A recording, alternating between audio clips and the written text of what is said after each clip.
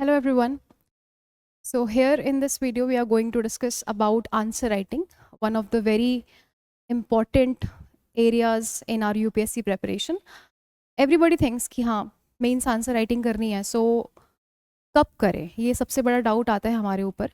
And how to do it, how to approach and how to break that inertia, कैसे start करना है, तो कैसे करना है और कब करना है, ये मेन डाउट रहता है फॉर एवरी यूपीएससी एस्पिरेंट, चाहे वो बिगनर लेवल पे हों या फिर कई बारी अटेम्प्ट दे चुके हैं, मेंस लिख चुके हैं. स्टिल देन कुछ कंफ्यूजन आंसर राइटिंग के रिगार्डिंग हमेशा रहती है. And as we know that this portion, this stage of mains is highly competitive. The competition is too much intense.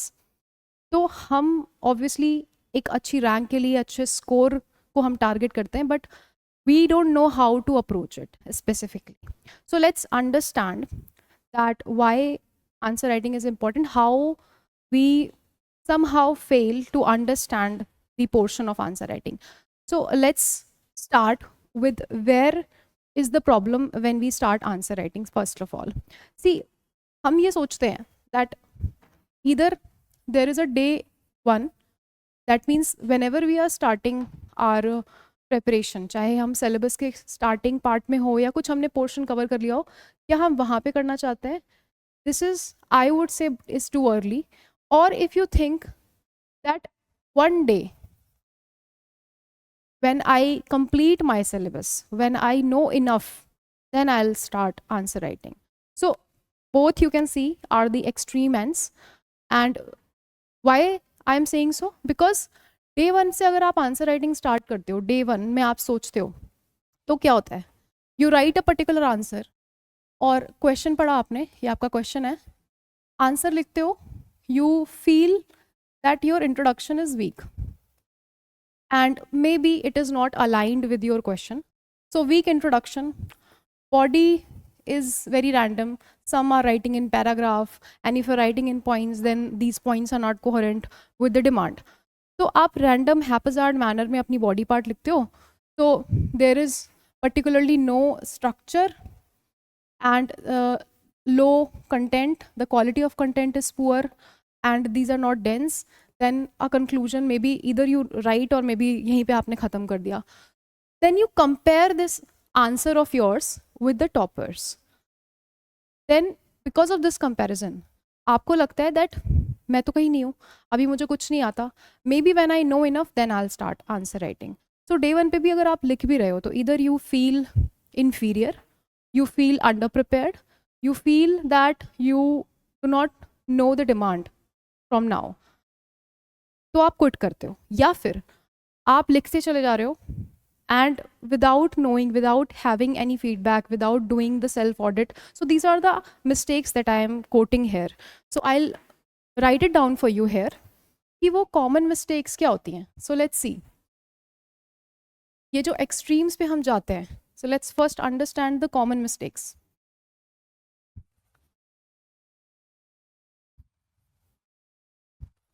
Mistake number one is the comparison that you do with the topper's copy.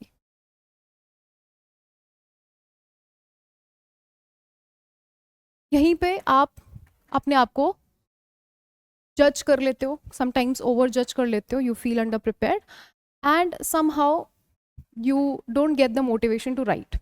Okay, again, this is also similar to, akin to the mood based preparation that we talked in the last video. Then you write without feedback. तो या तो आपके पास में कोई external feedback mechanism नहीं है, starting में नहीं होता है यूजुअली, या फिर आप खुद से भी कहीं पीयर रिव्यू नहीं कर रहे हैं ना, either you are not doing the external feedback और you are not doing the self audit. मतलब खुद से भी आप चेक नहीं कर रहे हो कि क्या क्वेश्चन की डिमांड मैंने मीट करी है. एंड सिंस इनिशियली आपको PYQs की भी अंडरस्टैंडिंग नहीं है, उसकी एनालिसिस की अंडरस्टैंडिंग नहीं है, so probably you are not in the best position to analyse your performance. तो ये मिस्टेक्स इधर आप स्टार्टिंग में करते हो या बीच में भी करते हो. Then what you do, you probably try to make your answers dense. ठीक है, आप चाहते हो हम बहुत सारा कंटेंट लिख दें, so you write a lot of your notes heavy, means you're not addressing the demand, you're just writing what you know. So these are some common mistakes. One more is regarding the structuring.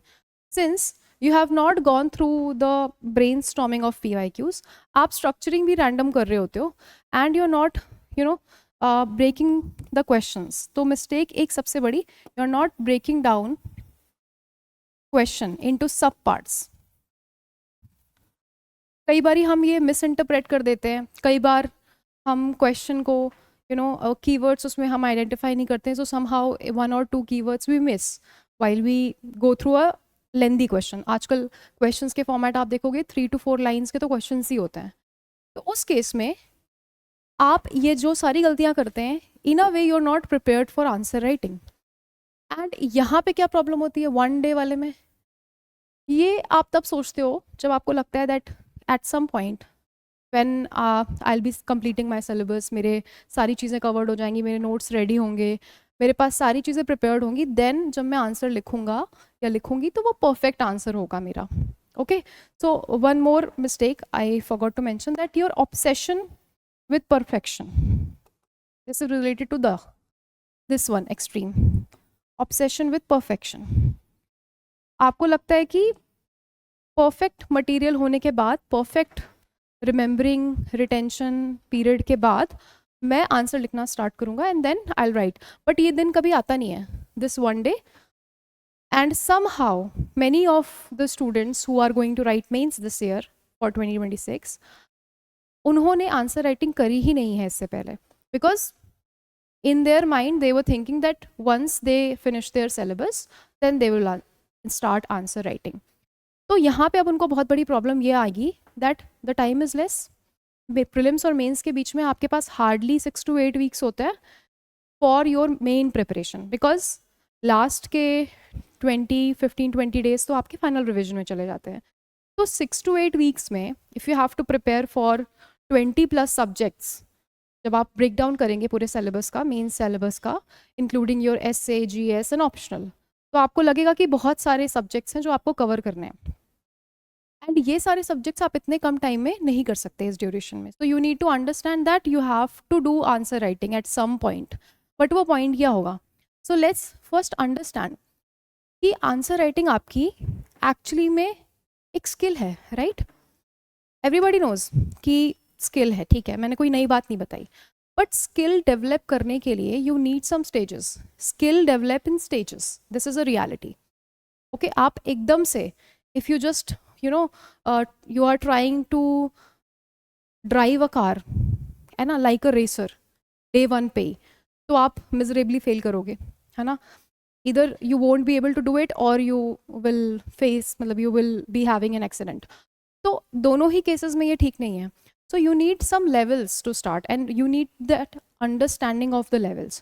So answer writing में just for your understanding, I want to give you an analogy that architect, everybody knows architect is the one who builds your houses, organizations, institutions, ठीक है, एक structure वो तैयार करते हैं, but they don't do it right away, है ना. देखते ही नहीं आपका पूरा मॉडल तैयार हो जाता है, पूरा घर देखते ही नहीं स्टार्ट हो जाता है. You don't place the brick on day 1. Architect first understand what's the problem, what's the demand of the client, and वहाँ का जोग्राफी कैसा है, कौन से मटेरियल सूट करेंगे, किस तरह से हम प्रोसीड कर सकते हैं, वेंटिलेशन कैसे रखनी है. So all of this needs to be understood first before charting out the plan, before doing the framework, the structure and the interiors, very important. So आप यहाँ पे स्टेजेस देखोगे अगर आर्किटेक्ट से, तो क्या हो रहा है, पहले ही would form a blueprint as per the demand. Okay, as per the demand and resources available. Obviously आपके पास में क्या resources हैं, जो भी आपने पढ़ा है, जो समझा है, and जो question की demand है, ठीक है. just try to understand with this analogy. Then after the blueprint he would formulate a framework. एक structure, एक ढांचा जिसमें उसे बाकी सारी चीज़ें fit करनी हैं. okay, so this framework is the second stage. And then comes the interior. the finishing touch that is given to the building or house, ठीक है, that finishing touch. तो आप जब आंसर राइटिंग कर रहे हैं आपको डायरेक्टली इंटीरियर पे नहीं जाना, दैट मीन्स कंटेंट एनरिचमेंट पे वो जो एकदम ढेर सारे पॉइंट्स आते हैं, बहुत सारी चीज़ें, वो नहीं करनी है आपको. You need to first know these things. So answer writing skill में what we need to do, we will start with first brainstorming. Very important. Brainstorming में what we do, हम scribble करते हैं. क्वेश्चन देखा, पढ़ा, डिमांड समझी, keywords identify किए, and then we start scribbling whatever we know. ये तो ओवरऑल ब्रेनस्टॉर्मिंग है, बट आप स्टार्टिंग में एकदम बेस लेवल की ब्रेनस्टॉर्मिंग करोगे. That means you will only try to understand the demand and you will use your own resources जितना भी आपने उस टाइम तक पढ़ा है. For example, you have been into this preparation for 1 month, ठीक है, जस्ट एन एग्जाम्पल. 1 month में अभी आपने एक सब्जेक्ट लिया, लेट्स से हिस्ट्री आप कवर कर रहे हो. जितनी भी कवर हुई है तब तक जो भी आपके पास इन्फॉर्मेशन, जो भी डेटा फैक्ट्स आपने रिमेंबर किए हैं अभी तक, that you are going to utilise just to answer that question. ठीक है, हिस्ट्री का ही क्वेश्चन आपने कोई उठाया PYQ, and then you are trying to answer with whatever you know, okay, whatever you have. तो आपने ब्रेनस्टॉर्मिंग का एक लेवल देखा where you just understand the demand. Then you do this brainstorming only, but with a little bit of giving some of the pointers as well. वो pointers कैसे generate होंगे? You will think about the dimension now. Okay, so day 1 से आपको पूरा answer नहीं लिखना है. Are you getting my point? आपको स्टार्ट करना है ब्रेनस्टॉर्म से, आपको सिर्फ सोचना है, समझना है. So basically in this portion you need to understand, again you need to understand how UPSC wants you to think, okay, because as we have already discussed that mains is about thinking, mains is not about rote memory, mains is about thinking. So thinking जो process है आपकी, वो आपको धीरे धीरे questions के through ही develop करनी है. क्वेश्चन बैंक UPSC ने ऐसे ही नहीं दिया अपनी वेबसाइट पे. There are PYQs because they want you to know, they want you to be aware about the kind of questions that are asked in UPSC. तो आप उन क्वेश्चंस को यूज़ करते हो अपनी अंडरस्टैंडिंग डेवलप करने के लिए कि सोचना कैसे है. Then you think about another dimension to the answer writing, और वो डायमेंशंस ही हैं. So various dimensions, okay, dimensions के बारे में आप सोचते हो. Then you try to formulate your structure कि पूरा आंसर कैसे बनाना है. Okay, so here you will be now writing the pointers exactly. So maybe you are trying to write your body part. अभी भी आपने पूरा आंसर नहीं लिखा है, ठीक है, आप समझ रहे हो कैसे लेयर बाय लेयर चल रहा है हमको. अभी सिर्फ आप बॉडी पार्ट ही लिख रहे हो. You are not writing introduction, you are not writing conclusion, you are just answering the main question. Okay, then level 4 पे now you are going to write your full-fledged answer. Okay, full-fledged answer यहाँ पे आप लिखोगे. तो ये जो भी मैंने डिस्कस किया ना, all of this needs to be done by everybody. Okay, whether you are at beginner stage या आप लेटर स्टेजेस पे हो, आप जब भी आंसर राइटिंग स्टार्ट कर रहे हो, you need to start from here also only. If you are writing mains this year, obviously आपके पास टाइम कम है, तो आप ज़्यादा टाइम नहीं दे सकते इन सब चीज़ों को, but you can do this brainstorming on daily basis, structuring every second or third day, and full-fledged answers आप कब लिखते हो? जब आप टेस्ट सीरीज लेते हैं, आप अपना सेक्शनल टेस्ट या फुल लेंथ टेस्ट जब भी देते हैं, तो there you write your full-fledged answer. पूरा एक इंट्रो से लेकर के कंक्लूजन तक सारे हेडिंग्स, सब हेडिंग्स के साथ में आप पूरा आंसर लिखते हो. ठीक है, मेंस वाले बच्चे स्पेशली फॉर 2026 उन्हें तो ये काम करना ही है, बट अगेन आपको सिर्फ ये नहीं करना है, आपको ब्रेनस्टॉर्मिंग भी करनी है.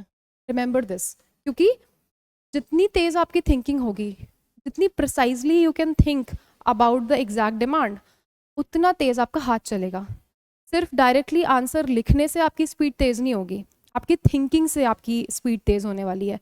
So this is prerequisite in a way. Brainstorming is a prerequisite to full-fledged answer writing.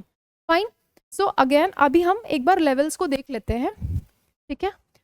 Majorly I have divided it in 3 sections, basic to advance एक रोड मैप हमारा आ जाएगा यहाँ पे, दैट जब हम फाउंडेशन स्टेज पे हैं ना, when we have no exposure to the PYQ analysis, to the answer writing, है ना, कभी हमने पहले नहीं करी है, पहली बारी मेंस लिखना है, ठीक है। So we will start with this, है ना। जैसे आपका क्वेश्चन है, let's take an example here, if your question says that discuss the challenges posed by urbanization in India. This is a PYQ. So what will you do? You understand the demand first. Demand यहाँ पे क्या है? That there are some challenges, ठीक है, challenges that are being posed by urbanization in India.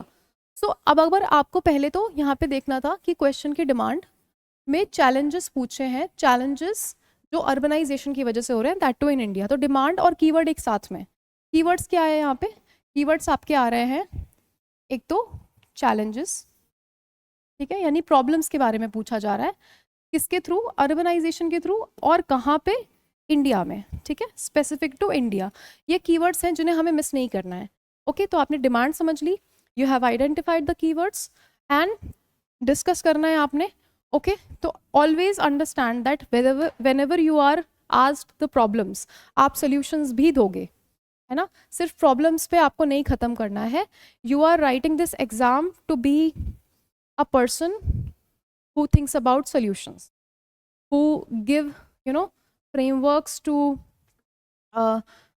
simplify the complex procedures. आप ऐसी position पे जाना चाहते हो, ऐसी पोजीशन को टारगेट कर रहे हो, तो आपकी टेस्टिंग भी उसी बेसिस पे होगी, है ना। आपको हायर किया जाएगा इन फ्यूचर, आप का एम्प्लॉयर कौन है? Government of India. उनको जिस चीज़ की रिक्वायरमेंट है वो आपको अपने आंसर्स में, पेपर्स पे दिखानी पड़ेगी, ठीक है, कि आप प्रॉब्लम सॉल्व करते हैं, you are a problem solver person. So here अब आपको इसके बाद you know you want to also write some measures, क्योंकि चैलेंजेस आपने बताए यहाँ पे, तो in a way now you know that keywords मैंने आइडेंटिफाई कर लिए, एंड मेरे आंसर में ये सब तो आएगा ही, चैलेंजेस तो आपके आएंगे ये एक हेडिंग में, बट आपके फिर मेजर्स भी आएंगे, तो मेजर्स भी अलग अलग तरीके से रहेंगे। फाइन। सो हेयर एक फाउंडेशन लेवल होता है जहाँ पे आप सिर्फ ये समझ रहे हो कि मुझे लिखना क्या है, ठीक है, क्या लिखना है, मतलब हेडिंग्स क्या होंगी, ओके, एक मेजर ब्रेकडाउन क्या होगा आपके आंसर का। But then second stage with in this foundation is when you want to or you have to identify the dimensions, ठीक है। डायमेंशंस भी देखने हैं कि किन किन चीज़ों के साथ मैं मैप कर सकता हूँ, सोशल लेवल पे, इकोनॉमिक लेवल पे, पॉलिटिकल लेवल पे, ओके, कल्चरल लेवल पे, एंड योर गवर्नेंस लेवल पे। तो ऐसे 4-5 डायमेंशंस भी आप निकालते हो। Then from the dimensions you can generate 2-3 pointers from each dimension, and hence you'll have around 10 to 15 points per question. ये question is a 10 marker actually. तो 10 marker में आप आराम से 10 points लिख सकते हो if you identify the dimensions. तो कभी भी ऐसे नहीं सोचना that मुझे points बनाने हैं सारे, ठीक है, सारे के सारे points ही सोचने हैं, आपको points नहीं सोचने हैं, आपको simply dimensions सोचने हैं, ठीक है। कैसे? क्योंकि देखो अर्बनाइजेशन की बात हो रही है ना, तो अर्बनाइजेशन जब आप बेसिक्स में पढ़ेंगे, फाउंडेशन जब आप अपना कंप्लीट करेंगे, उसी दौरान आप पढ़ोगे कि क्या होता है अर्बनाइजेशन, ठीक है। अर्बनाइजेशन में किन पैरामीटर्स पे हम चेक करते हैं, है ना, तो वहाँ पे आप सोशल साइड देखोगे अर्बनाइजेशन का, आप इकोनॉमिक साइड देखोगे, गवर्नेंस साइड देखोगे, सारी चीज़ें आप पढ़ोगे अर्बनाइजेशन की, what is urbanization, the causes of urbanization, the challenges there, and then how government of India and we as a society propose some of the solutions to the problems of urbanization. So ये सारी चीज़ें आपके basics में तो cover हो ही रही हैं, अब आपको यहाँ पे सिर्फ डायमेंशंस के थ्रू, अर्बनाइजेशन के कंपोनेंट के थ्रू मैप करके you can write your answer, although here you need not write the answer. इसी तरह से this is just an example reference कि आपको ऐसे ही क्वेश्चंस पिक करने हैं, उस पर ब्रेनस्टॉर्म करना है पहले about the demand, the keywords, and कोई और भी पार्ट अगर बॉडी का बन रहा है, जैसे यहाँ पे मेजर्स बन रहे थे, तो वो सारी चीज़ें, ठीक है। यहाँ तक आपने बॉडी पार्ट नहीं लिखा, इंट्रो कंक्लूजन के बारे में तो सोचा ही नहीं है, ठीक है। तो this would range in the initial 1 to 2 months, ठीक है। 1 month तो आराम से रहेगा, क्योंकि 1 month यूजली आपका लग ही जाता है स्टार्टिंग में, you know just starting your preparation. तो 1 से 2 मंथ में आपको सिर्फ ये काम करना है ऑन द PYQs।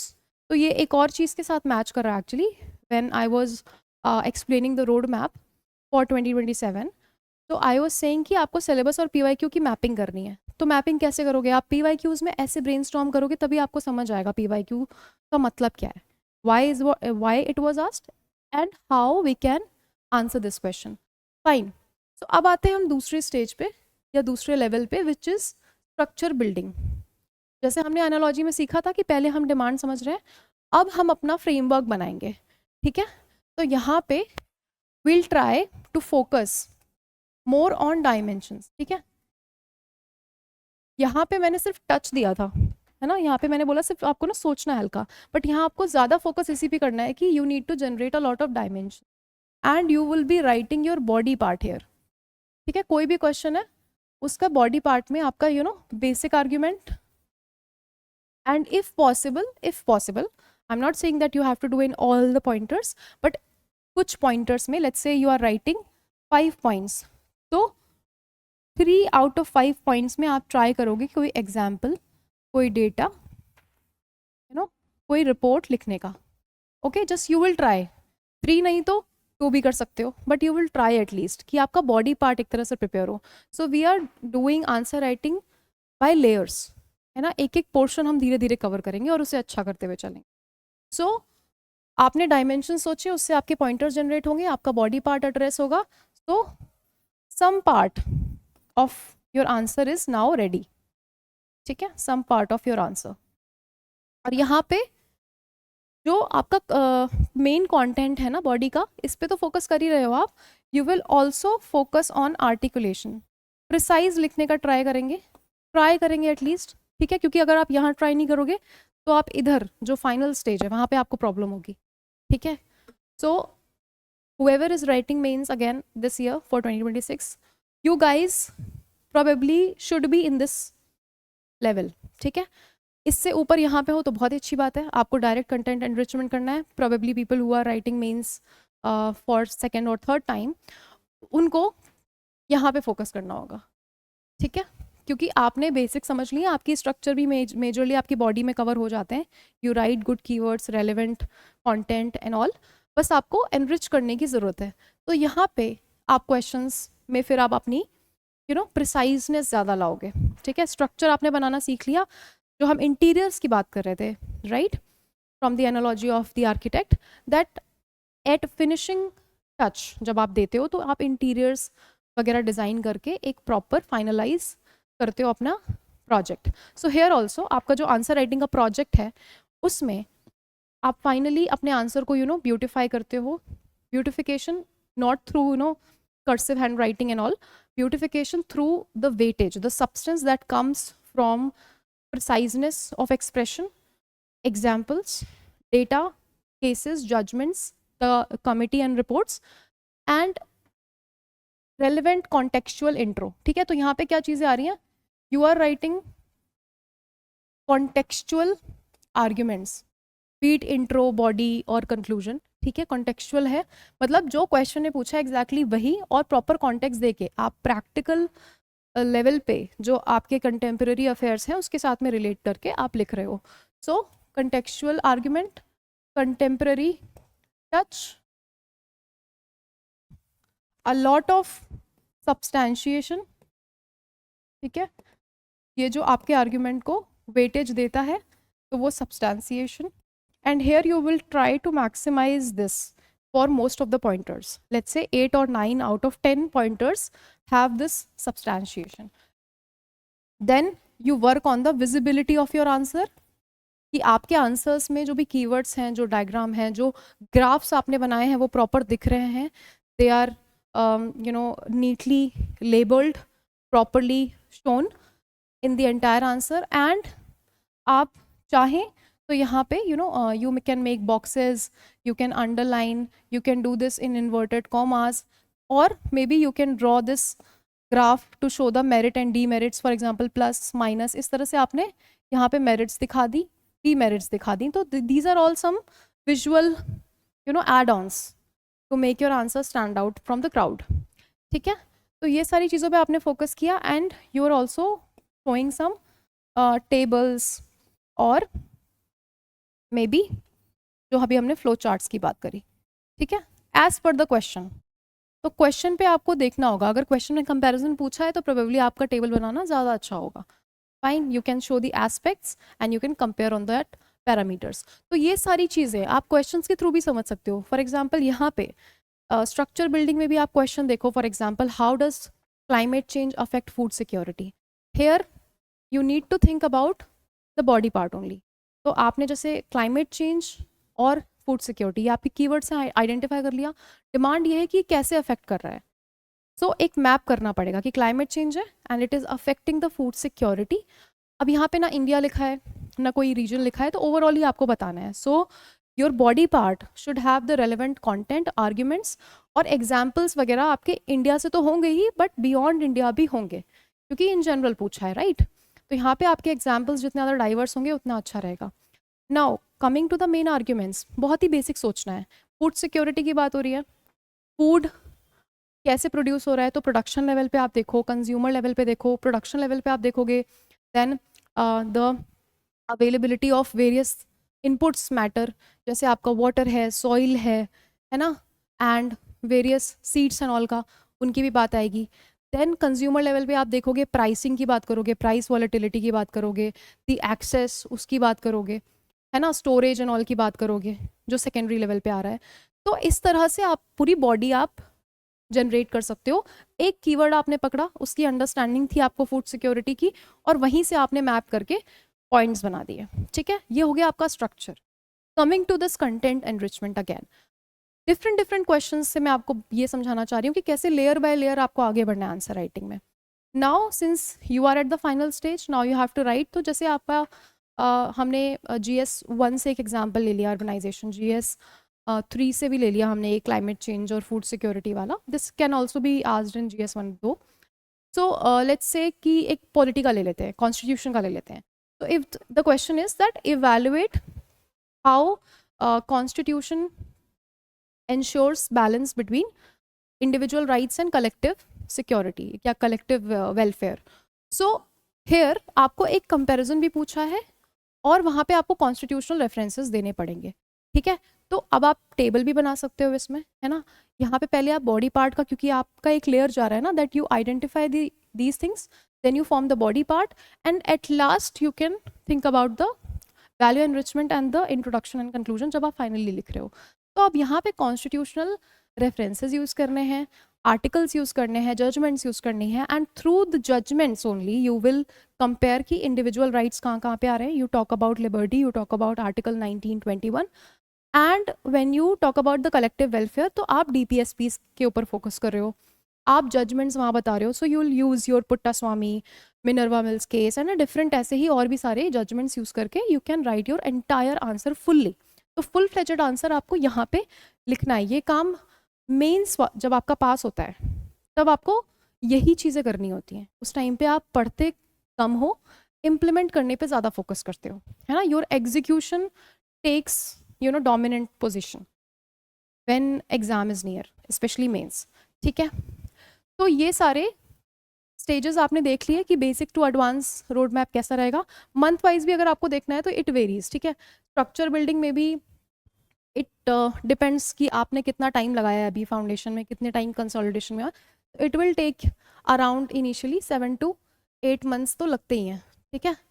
इतने लग जाएंगे आपको, सारे सब्जेक्ट्स की मैं बात कर रही हूँ, सब कुछ कवर करोगे आप, GS ऑप्शनल सारी चीज़ें। कम भी लग सकता है ना, 6 to 7 भी लग सकता है, depends on your current capacity. Then इसमें ऑब्वियसली यहाँ पे तो आपको जितना टाइम मिल रहा है आपका मेंस का ही, है ना, 2 to 3 months, है ना, इतना तो लगेगा ही। ओके, फाइनल जो फाइनल लीप होता है। So now let's have a very important session. इसी में जैसे हम बात कर रहे थे अभी तक ना, एक एक क्वेश्चन की हम कर रहे थे, तो इसमें वापस से हम देख लेते हैं दैट लेवल 1 पे हो आप, तो आप क्या करोगे, you will just understand the, हमने ये क्वेश्चन डिस्कस किया हुआ है, चैलेंजेस हमने देखे अर्बनाइजेशन के, ठीक है। अब आपको याद करना है अर्बनाइजेशन में क्या क्या चीज़ें आ रही हैं। सो कीवर्ड्स आइडेंटिफाई करके now you are thinking about various dimension, ठीक है। अब आप सोच सकते हो जैसे अर्बनाइजेशन में क्या है ना, अर्बन साइड आपकी इम्प्रूव मतलब इंक्रीज हो रही है, राइट? सो व्हाट हैपन्स, आप हेल्थ पैरामीटर्स पे सोच सकते हो, है ना, हेल्थ, एजुकेशन, आप रहते हो तो हाउसिंग सेक्टर का सोच सकते हो। Then you comes your employment, तो एम्प्लॉयमेंट में भी वेरियस पॉइंट्स आ जाएंगे। आपकी गवर्नेंस आती है, प्लानिंग एंड ऑल की बात हो रही है, देन साइबर सिक्योरिटी की भी बात होती है। तो overall what you can think, अगर हम स्टार्टिंग से सोचें तो आपका एक हेल्थ का डायमेंशन हो गया, एजुकेशन, देन हाउसिंग, हाउसिंग के बाद आपका इकोनॉमी, पॉलिटिकल, गवर्नेंस, साइबर भी आ सकता है, ठीक है? तो इस पैरामीटर पे ही आराम से हो जाएंगे। तो हेल्थ वाइज भी आप देख सकते हो, है ना, the out of pocket health expenditure और the inequality that is there in the health care services. Education में ही ऐसे क्वालिटी एजुकेशन की बात आप कर सकते हो कि किसने डिफरेंट है। और हाउसिंग एंड ऑल में भी जो आपका स्लम प्रोलिफरेशन है and the cost that is being increased in the real estate, तो रियल एस्टेट के कॉस्ट की वगैरह की बात करके you can show that it is really, है ना, exclusionary when it comes to buying any purchase of land or any property in urban areas। तो इतना लंबा नहीं लिखना, मैं तो बस समझाने के लिए बता रही थी। और रेफरेंसेस अगेन, ये तो आपके डायमेंशंस हो गए, तो इन पे आप वेरियस तरीके से सोच सकते हो। इकोनॉमी में भी you can think about income inequality, employment, under employment, ठीक है? पॉलिटिकल में भी you can talk about migration, ठीक है, माइग्रेंट वर्कर्स का क्या इशू रहता है। गवर्नेंस में आप प्लानिंग, अनप्लैंड ऑर्गेनाइजेशन की बात कर सकते हो। साइबर में भी आप डिजिटल सिक्योरिटी की बात कर सकते हो। तो ये सारे आपने डायमेंशन सोच लिए, this is your level 1। Now in level two में you are going to write your body part, ठीक है? तो इसमें आप स्ट्रक्चर बना रहे हो, है ना? स्ट्रक्चर में आप क्या बनाओगे पहले? First your challenges will come, challenges के पॉइंटर्स आपके रेडी होंगे सारे के सारे, many pointers, and then obviously measures या फिर वे फॉरवर्ड। ओके, तो वे फॉरवर्ड में भी अकॉर्डिंगली जो भी प्रॉब्लम्स हैं उन्हीं के साथ कोहेरेंट होकर के आप अगर सोल्यूशन देते हो, then your answer feels precise and उसमें स्ट्रक्चर भी आपका क्लियरली दिख रहा होता है, ठीक है? तो जैसे प्लोरिफिलेशन ऑफ स्लम की अगर आप बात कर रहे हो, अगर आपने पहले वहीं से स्टार्ट किया है, so you can give the example of the Awas Yojana, है ना, पीएम आवास योजना, एंड जो आपका जग मिशन है उड़ीसा का, वहाँ की भी रेफरेंसेस आप दे सकते हो। तो ये प्रॉब्लम 1, वहीं पे इसका सोल्यूशन अगर आप इस ऑर्डर में देते हैं, ऑर्डर भी आपका प्रायोरिटी अच्छी रहती है, although it will come at later stage, the level 3, when you do the content enrichment and preciseness जब आप बढ़ाते हो अपने आंसर्स की। तो ये कोहेरेंस वगैरह ये सब आपको लेवल 3 में करनी है, ऑल्दो अभी सिर्फ आप बॉडी पार्ट लिख रहे हो, तो आपने चैलेंजेस, वे फॉरवर्ड इतना लिख दिया लेवल 2 में। देन कम्स योर लेवल 3, यहाँ पे अब आपके डेटा वगैरह भी प्रॉपर आएंगे। जैसे हाउसिंग स्लम्स की बात करी हमने, है ना, स्लम्स में भी आपके पास डेटा है ministry of housing and urban affairs का, उसका आप यूज़ करो। एम्प्लॉयमेंट में आपके पास डेटा है CMIE का, वो यूज़ करो। सिमिलरली ऐसे गवर्नेंस में भी आपके पास में वेरियस NGOs हैं और सिविल सोसाइटी ऑर्गेनाइजेशन हैं, उनके रेफरेंसेस दे सकते हो। तो ऐसे धीरे धीरे करके आपके ये जो पॉइंटर्स हैं ना, ये भी रेडी हो जाएंगे, द सब्सटैंशिएशन 1। और फिर आपका यहाँ पे लेवल 3 में कंटेंट एनरिचमेंट तो हुआ ही, साथ में आपको इंट्रो और कंक्लूजन भी देना है अब। सो कंक्लूजन में पहले मैं कंक्लूजन की बात करती हूँ, because it is a little bit easy जब आप फ्लो में लिख रहे होते हो एक लाइन से। कंक्लूजन में आप क्या बात कर सकते हो? आप यहाँ पे SDGs की बात कर सकते हो, जैसे 11 और 12 इनकी बात कर सकते हैं। और यू कैन डायरेक्टली, जैसे यहाँ पे आपने स्कीम्स बताई होंगी प्रोबेबली, जैसे अमृत 2.0 और smart city project, smart city mission, इन सब की बात करी होगी, तो उसकी बात कर सकते हैं। और यहाँ पे हम सस्टेनेबल सिटीज़ और कम्युनिटीज़ की, स्पेशली 11 में आप चाहो तो सिर्फ इसको लिख ही दो, वो भी आपका कंक्लूजन हो गया। या फिर क्वेश्चन कुछ और आया है, अभी ये क्वेश्चन है, मे बी क्वेश्चन तब कुछ और आए, थोड़ा सा मोल्ड होके, so according to the question conclusion को मोल्ड कर लेंगे। फिर इंट्रो पे आ रहा है, सो जैसे हमारे यहाँ पे क्वेश्चन में अर्बनाइजेशन है, हो सकता है रैपिड अर्बनाइजेशन भी लिखा होता, तो you can talk about the increasing urbanization या फिर अर्बनाइजेशन रेट। तो उसमें you can use the World Bank का डेटा, वर्ल्ड बैंक ने इंडिया के ऊपर बता रखा है the estimated 36% of population that is living in urban India as per 2024. Or you can use UN Habitat ka data, which has shown an increase, and it has projected the urban population to be 50-55% by 2047. So वो data यहाँ पे intro में आप use कर सकते हो to show कि कैसे बढ़ रही है अर्बनाइजेशन, एंड देन अर्बनाइजेशन बढ़ रही है, फिर चैलेंजेस हो गए, फिर उसके लिए हमने कोई वे फॉरवर्ड मेजर्स है, एंड देन कंक्लूजन. तो ये एक हमारा होलिस्टिक आंसर प्रिपेयर हो गया. बट ये क्या हमने एक बार में किया? नहीं, आपने लेयर बाय लेयर किया. Okay, so if you have the understanding, मतलब ये एक ही क्वेश्चन नहीं आप सॉल्व करोगे ऑब्वियसली, बट धीरे धीरे करके जैसे आप समझना स्टार्ट करोगे, आपकी सब्जेक्ट मैटर एक्सपर्टीज डेवलप होगी धीरे धीरे, एंड यू नो कि where do I need to use a particular argument और डेटा और थिंक कैसे करना है ना. The main idea for you is how to think in UPSC format. UPSC चाहता कैसे है कि आप सोचो, और किस तरह से आप एग्जाम हॉल में लिख सकते हो. आप पॉइंट्स रट के नहीं जा सकते, ठीक है. वैसे भी इतने सारे सब्जेक्ट्स होते हैं आपके एक पेपर में. Just imagine you have GS1 का paper, you have ancient, medieval, modern, world history, post independence, art and culture, you have geography का geomorphology, oceanography, climatology, you have Indian society के various aspects. इतनी सारी चीज़ें. can you revise it the night before? नहीं, previous night में भी आप लेके बैठोगे, 2-3 घंटे भी बैठोगे, आप सारी चीज़ें मतलब एक एक पॉइंट नहीं रिवाइज कर सकते. Are you getting me? You need to revise some of the basics. कुछ कीवर्ड्स हो गए, कुछ डेटा हो गए, कुछ रिपोजिटरीज हो गए. सो आपको कुछ ही चीज़ें रखनी है अपने पास. Whenever you are too much bothered about note making ना, this is only consuming your energy.